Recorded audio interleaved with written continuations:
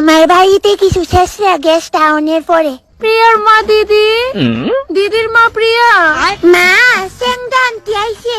আরে সেংডা দি তুমি নিয়ে আইছো এতদিন পর। আচ্ছা বউ নাইনো বউ, আর কো কেমন আছো? হ্যাঁ আন্টি কেমন আছো?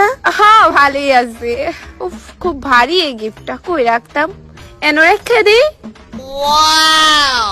আরে মানছি অনেকদিন পরে আইছো, তা বললে এত বড় গিফট আনতে লাগে? আরে না না, এটা তোমরা লিগে আনছি না তো, তোমরা আইছো নিজের মানুষ, তোমরা এবার গিফট দিতে লাগেনি।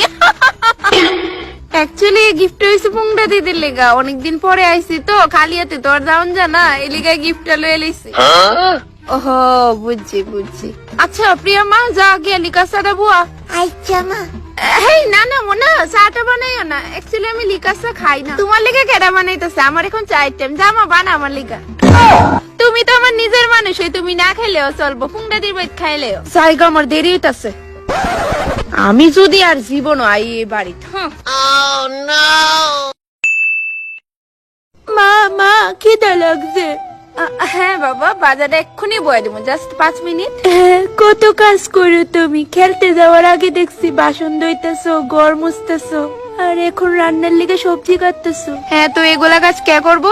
দাঁড়াও না, আমি বড় হয়ে আলোই চাকরি করে অনেকগুলা কাজের লোক রাহুম আমার মাল লিগা। সে তুই যখন রাখবি রাখবি, এখন তো আপাতত আমারই করতে হইব না।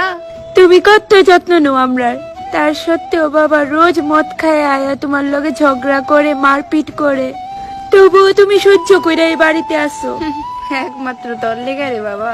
কি কইছো মা বুঝছি না। হ্যাঁ যাই হোক, আমি বড় হয়ে একবার খালি চাকরিটা পায়ালাই, তারপর তোমার এই বাড়িতে আর থাউন লাগতো না। তুমি দেখো আমি তোমার কই রাহি। আচ্ছা আমিও শুনি আমার ছেলে চাকরি পায় আমারে কই রাখবো।